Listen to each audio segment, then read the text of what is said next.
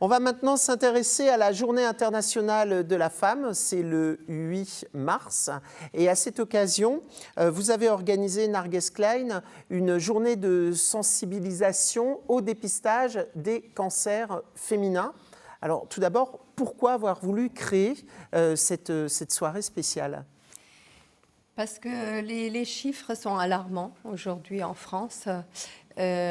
Pour les 3 cancers féminins les plus répandus, que ce soit le cancer du sein, cancer de col de l'utérus, le cancer colorectal, on n'est pas très bons élèves en Europe, je dirais. Monsieur Baldauf confirmera. En ce qui concerne le cancer du sein, une femme sur 2 ne se dépiste pas. Le cancer du col de l'utérus, c'est pareil. Et pour le cancer du colorectal, on est encore très très loin. On est à 33% en France et 44% de taux de dépistage en Alsace. On est pour tout ce qui est la vaccination, qui est à l'origine un petit peu d'éradication du cancer de col de l'utérus. Monsieur Baldauf en parlera un petit peu plus. On est à 20% en France de taux de vaccination, alors que nos voisins au Portugal sont presque à 90% de taux de vaccination. Les Anglais, pareil, presque à 90%. Donc on est les mauvais élèves, un peu les mauvais élèves de l'Europe. Justement, professeur, on avait l'impression que les cancers étaient de plus en plus soignés, où on parle souvent de dire le cancer du sein, ça se soigne mieux, le cancer de l'utérus, pareil. On voit des stars aussi qui font l'ablation de tout de façon préventive. Donc on est assez optimiste et lorsqu'on entend ça, ça fait un peu peur. Je crois qu'il y a 2 approches. La première, effectivement, l'approche curative. Et là, je confirme ce que vous dites. On soigne de mieux en mieux un cancer. Et c'est un formidable message d'espoir pour les personnes qui ont encore actuellement, je dirais, chez qui on diagnostique un cancer. Mais la médecine la plus intelligente, c'est la médecine préventive. La médecine préventive, celle qui évite que le cancer n'arrive. Et là, par exemple, le cancer du col, dont je m'occupe de la prévention, si elle était très bien faite, avec les 2 axes qui sont éviter l'infection par l'agent causal, le virus, le papillomavirus, et d'autre part, dépister les stades précoces pour ceux qui n'ont pas pu être vaccinés ou qui ont les rares types de virus qui ont échappé à la vaccination, on en évite 99%, c'est-à-dire qu'on éradique cette maladie qui tue encore actuellement 1000 personnes en France. Alors ce virus est assez peu connu. Là, on parle de la Journée internationale de la femme et des cancers féminins. Ce virus, les garçons sont aussi concernés parce que déjà, ils peuvent le transporter. Donc on l'a en nous et on peut le donner à d'autres personnes. Et puis, on parle aussi peut-être que ce virus serait la cause de cancer de la gorge ou d'autres cancers qu'on ne connaît pas vraiment. Donc, là, on parle de la Journée internationale de la femme, mais on est un peu tous sur le même bateau sur ce coup-là. Vous avez tout à fait raison. Je veux dire, il y a, en France, 70 à 80% des Françaises et des Français ont, à un moment donné de leur vie, un contact, un portage avec ce virus. Donc, ça concerne les 2 sexes. Et ça se transmet très, très facilement. Le fait que ça concerne également les garçons, on constate maintenant, et vous avez raison également, que de plus en plus de cancers ORL, notamment des amygdales, augmentent, notamment chez l'homme.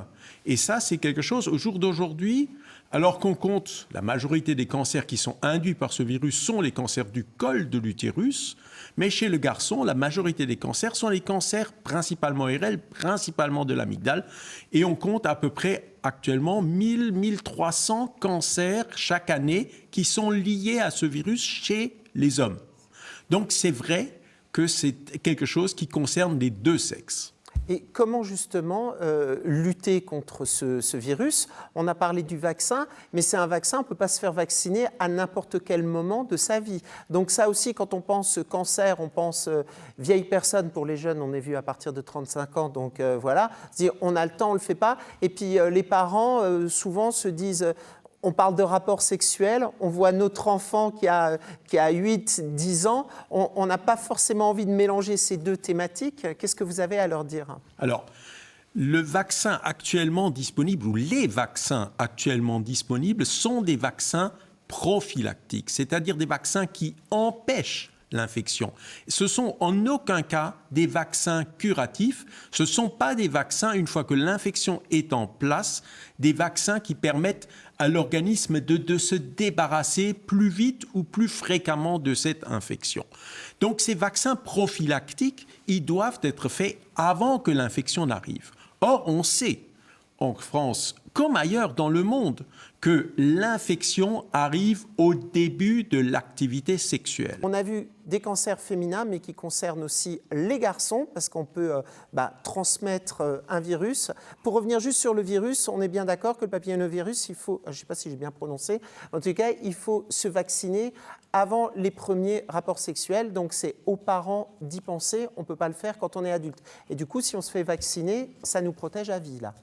Alors, pour l'instant, si vous voulez, ces vaccins sont, utilisés depuis 13 ans et la protection reste à l'identique.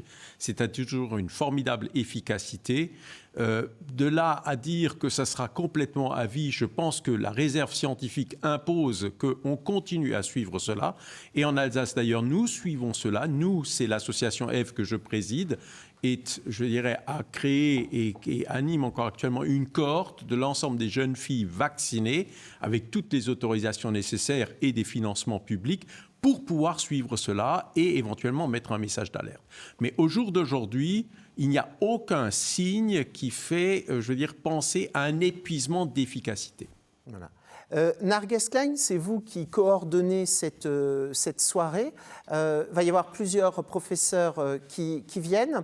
Quel est le message que vous avez envie de délivrer aux femmes pour les faire venir? Parce que souvent, on entend des femmes dire « Oh, ben moi, maintenant, je suis ménopausée, j'ai jamais rien eu, ça ne me concerne plus, je ne vais même plus chez le gynéco. » Ou d'autres qui disent « Dans ma famille, il n'y a pas de cancer du sein, donc je ne suis pas concernée non plus. » Qu'est-ce que vous avez envie de leur dire à ces personnes-là?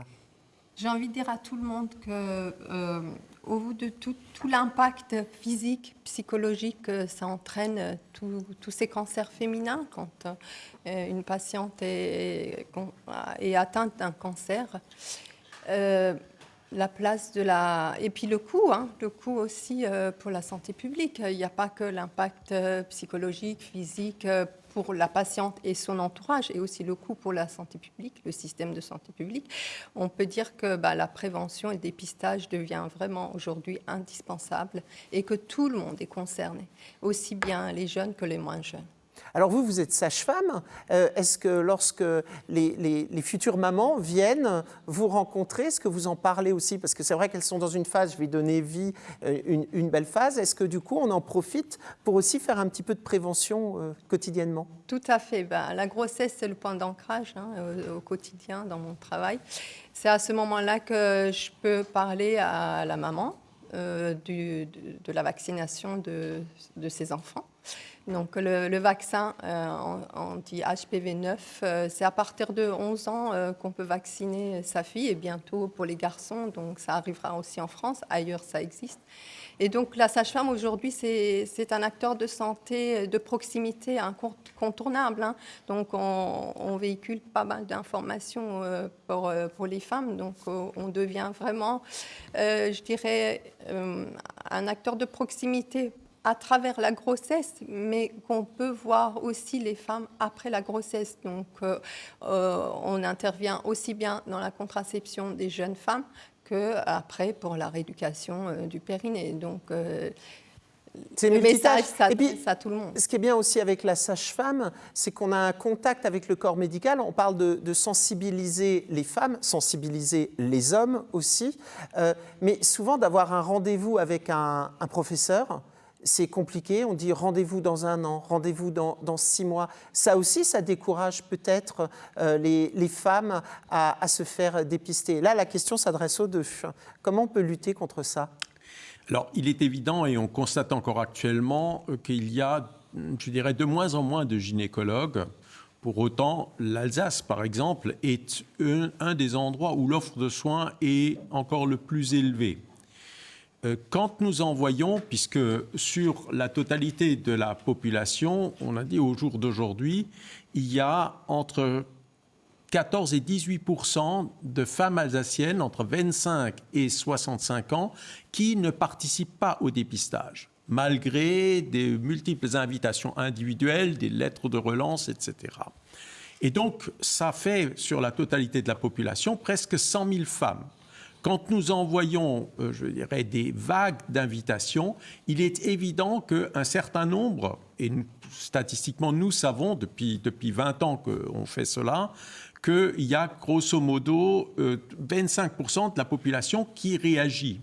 Et quelquefois, effectivement, ces femmes ont du mal à trouver, tombent sur des secrétaires qui disent « Ah ben, le docteur, il ne prend plus de nouvelles patientes. Oui. » C'est quelque chose qui est assez classique. Nous avons un numéro vert.